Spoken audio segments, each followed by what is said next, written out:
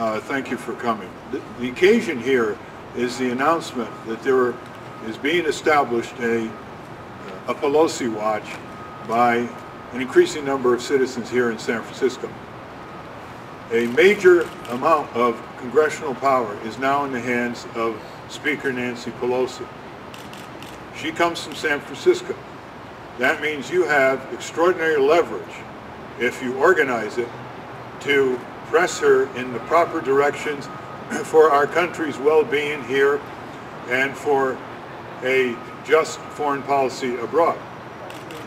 If you do not organize back in her own district, and you're the only people who elect her, the lobbies, the corporate lobbies and other lobbies that are buffeting her in Washington every day, every hour that she is in the House of Representatives, will carry the day for themselves. It's just that simple. You have enormous leverage if you organize the citizenry here, if you have a very good website, which I understand is going to go up in about a week, PelosiWatch.org, and if you open up a storefront in one or more places in her congressional district. I know from many years of experience in Washington where Southern members of Congress, re-elected year after year after year, attained enormous power over the House and Senate Appropriations Committees and other important committees of Congress. And the poor folks back home never organized for that kind of leverage. And as a result, these Southern chairs became tools of big business, big agriculture, big oil, big drug companies, and you know what follows from that kind of political incarceration. Here in San Francisco, Nancy Pelosi can go one way or another on how tough she's going to be to get out of the Iraq war quagmire.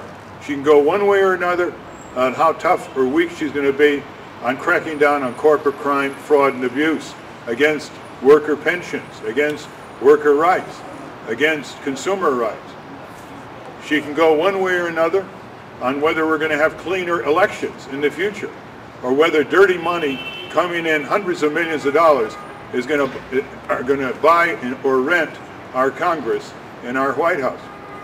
She can go one way or another as to whether workers are going to be strengthened with labor law reform to be able to form unions and engage in collective bargaining.